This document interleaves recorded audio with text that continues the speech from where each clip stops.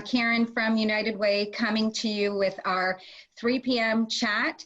I'm really excited today. I've got Maureen Geddes on the line with me. Maureen's a Chatham-Kent resident, and she is one of the fierce force behind the May 16th miracle. So what I'm going to do is, first I'll share this video, which will preempt the entire conversation and tell you a little bit about it before we get into the details. Life is a series of moments. It's how we react in these moments that define the impact we have and the legacy we leave. The moments we are going through now are the most difficult many of us have ever encountered. Heroes are showing up every day to protect us on the front lines. And now it's time to find the hero inside all of us and help the hungry in our community. This is our moment to fight back. On Saturday, May 16th at noon, we ask that you place a non-perishable on your doorstep to be picked up and distributed to the growing number of people and families who need food and need it fast.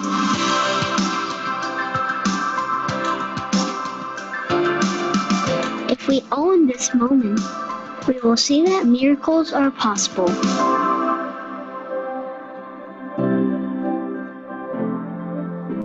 So this was released, what, Friday afternoon, Maureen? Yes. And I've been following over the weekend, and as of today, there's over 1,400 people interested in the event. 2.3 thousand have said they're attending. It's reached 49,000 folks. 879 shares have happened, and through the conversation that I had with you earlier today, you told me that there was no dollars spent on advertising or boosting this up. That's correct. Really, really, really amazing. I was in on the 8 p.m. information Zoom call with 149 other folks. So can you start out, like, what is this? What is this all about? How did it come together? May 16th miracle. It's really about, as that video said, about a moment, this moment in time, looking around in our community and a group of people saying, what can we do to help? What can we do to contribute? How do we support each other and really come together as a community at this point in time? And so it started with a couple of brilliant guys, and that's me talking. They're very humble, but I think they're amazing. So we had Wes Thompson, who a lot in the community might know, talking together with a very smart marketing guy who we're privileged to have living here in Chatham-Kent by the name of James Rasmussen. And they got chatting about these moments and what we could do, and knowing that there needed to be some more food and that there was all this disruption going on in terms of how food is getting delivered, like food banks having to shortage of volunteers, some of the places that normally feed people not being able to because of COVID-19. And so we wanted to do something. And they asked a few of us, we all got together, and we're just working. So what is it that you're trying to achieve, Maureen? Thank you. Very clearly and super simple. We want 105,000 people. So we want all of the people of Chatham-Kent, every home, to put one non-perishable item on their doorstep on Saturday, May 16th. And we'll pick it up. And that's it in a nutshell. Okay, and so if I'm sure that people want to get involved, obviously, I just went over the numbers of how many people were interested just on one social media platform. But if people that don't know about this and are just learning about it now, how can they get involved? The easiest way to help us coordinate, because we do have hundreds of people directly already, but we do need even more to make this work. So the easiest way is that people go to may16miracle.com, and we can probably show them that maybe later, the website, if you wouldn't mind. And it is, there's a page that says participate, and you click on that and you just fill in your name, your email, and your phone. I'm going to bring that up right now, okay? Sure, and then that can so kind of, super. And then we can talk about it as we go through it. Sure. So people can see it and they can get a sense, because logistically, obviously, it's a pretty big challenge to get all this. And all Okay, these so here's the site. Yep, there's the homepage, right? Excellent. So that's simple. If we pause there just for a minute, they put the non-perishable on the doorstep on May 16th. We pick it up and we give it to those in need. And there's lots of questions that come up about that. There's our video that we just watched. And they can click right there to, that'll take us to participate. Oh, sorry, that'll give you your own communication tools. So this belongs to everybody. We're not trying to own it. It's really a democratic participative initiative. And so we provide all the things you see. So when you see these posters and these visuals, they're there for you to help yourself to and share on social media. We encourage people to do that so that everybody can find out about it and everybody can know. Okay, let me get back to the landing page. Yeah, and if you go back to the landing page and then the participate is where someone can sign up. Click learn more on how to participate. That's the sign up page. So you'll see all we need is your name, your email, your phone. Oh, and we added address, and I'd like you to know why. And that is because we're gathering team captains in every area around Chatham-Kent and coordinating neighborhoods so that everybody who's in the same neighborhood can get together, and we'll organize it. And of course, we're following, we'll speak more of, very stringent safety protocols to keep everyone really safe. So there's no large gatherings. There's people working in teams of just a couple people, keeping their social distance and doing this gathering. So it's a lot of coordination. So that's why we were asking for address, and it helps us to sort that all out. And I'd like to give a shout out to the team in Dresden. Just as an example of how this takes off, we were on our first call. I think you were there, Karen, on our first call last Thursday night. We put out a Zoom call. And for those who are newer to this, there's a chat box. You could be writing us in questions in the chat. And Dresden just started organizing right on that call. And they just took off, and they already have a team of 15, and they got a plan for the entire town. And they're out there marketing, promotion. It's amazing. So we just have to give them the tools they need, and they keep going. So if you want to support your neighborhood, just let us know so we can connect you with the other people in your neighborhood who have been volunteered. And when that comes together, away you go. That's awesome. You know, that call, we were talking about that earlier, that call was at 8 o'clock at night on Thursday, and less than 12 hours later, there was already a website launched, and how many people, 200 volunteers? Yes, already registered, and that's just the people that have used the website. And that is the easiest thing for us. We're just getting that organized. And I would like to say it's not an instant response. You don't, like a lot of times if you're buying something, if you put in your name and address, you expect an instant response. We're still live human beings working on this. So you may have a delay of half a day or a day at the most, but we will get back to you.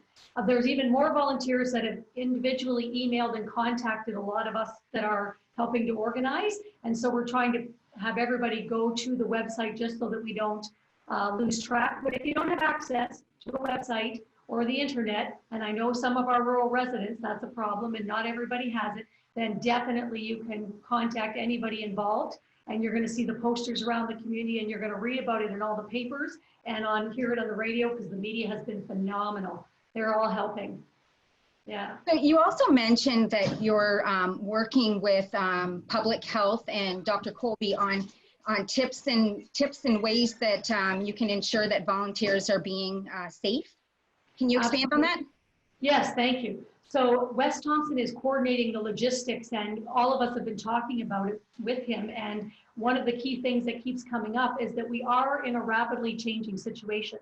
We don't know how. We hope that our community will be tracking well down and flatten the curve by the time May 16th comes around, but we can't be sure of that. And even with that, we want to be certain that everybody's safe. We're asking the people to wash their hands before they put their food item out, before they put their non-perishable item on their doorstep. That will help. But we have safety protocols. There'll be, you know, masks and gloves and hand sanitizer. I don't want to make light of it, but that'll be very much a key part of the whole process. And because we're expecting so much food, we've already had such amazing response, we probably will be having some locations where the smaller food banks or the places that maybe couldn't take all that food at once, we will warehouse it. We will put it and we will sort it, because you have to sort it by date and by food type. And we'll also sanitize it before it goes, so that we're not putting anybody at risk anywhere. So there's all these conversations are happening, and people can rest assured that we will have a safe product and that everybody involved will be staying safe. So my next question would be, how do people know what to put on their doorsteps? Like, you know, how do people know what food banks are really, really looking for? Thank you. That's a question that's come up quite a bit. And the main message is keep it simple. Everywhere there's a lot of need for food. So a non-perishable item, just put it on your doorstep. Now, if you happen to know a bit more about your community and things have been changing, what we're doing right now is surveying all of the food banks and all of the agencies and organizations that are organizing to provide food and to gather people to feed people, so that we can supply them. And they're telling us what they need most. And we will be publishing that. So stay tuned to our website, listen for it on the radio, watch the newspaper, your local newspaper, your local media, whatever that is, and you'll be hearing more in the days to come. And we'll certainly be communicating the top, most recent information about that in the final week prior to May 16th. Okay, so in the meantime, the public can help out by sharing this message and making sure that everyone is getting involved. Absolutely. So our focus is that 105,000 people. We're really wanting to feel connected as a community and really build the most amazing community response. And we all feel so good about that. And that's what we're hearing from the team of volunteers and the people speaking up. And so if you can go on social media. We're on Facebook and Instagram, as well as the website. We ask you, we regularly post updates. So please just, if it's easier for you, just share our posts, but you can also make your own. And there's also posters and postcards and materials that are coming around to neighborhoods, and you'll find out over the next week who your team captains are in your neighborhood. And if there isn't one yet, you could volunteer as we get all that organized. So there'll be printed materials as well as the online materials, and lots of ways to share and communicate. And we hope that everybody does their little part. And the more that's awesome. that, everybody knows. Yeah. Okay, so your website is May16miracle.com. Yes. What about Facebook? Same thing. May 16 Miracle. And the same with Instagram. And same with Instagram. If you type in May 16 Miracle, Miranda McDonald's been amazing at pulling all that together. She has a lot of experience. For those of you who have been to a Dresden night market or all of the amazing events that she's put together, she knows what she's doing. So there's just a fabulous team of folks, and I'm just one small part of this, right? There's a lot of people doing a lot of amazing stuff, and you'll find it there quite easily. And please share and communicate with each other, and let's just love and care for each other and get lots of food available for everyone. This is just incredible. Like I said, it's only been one weekend, right? And there's 3 more weeks to plan. And it's just really crazy how many people have come together already. I'm thrilled. I'm thrilled to be witnessing this, Maureen. And so if you're joining us today, please get on your social media channels and follow May 16 Miracle. Get involved. And yeah, have a great day. This was such a lovely end to my day, Maureen. I appreciate it. And if I could mention briefly, Karen, we do want to really thank the United Way. So this whole group of volunteers got together, and although it's not a United Way led event, it's supported by the United Way, and wow, what support it has been. So it's tremendous, and so many organizations coming in to step in too. But this communication through the United Way and the support to make surveys happen, to make all kinds of connections happen, has been fantastic. Well, we're privileged. We're privileged to be able to help the community come together. So thanks very much, Maureen. Wes and James have been very strong supporters as well of United Way. Yeah. Grateful to be surrounded by such caring individuals. Thank you. Thank you so much for your time. Great day. Okay, you as well. Bye now. Bye-bye.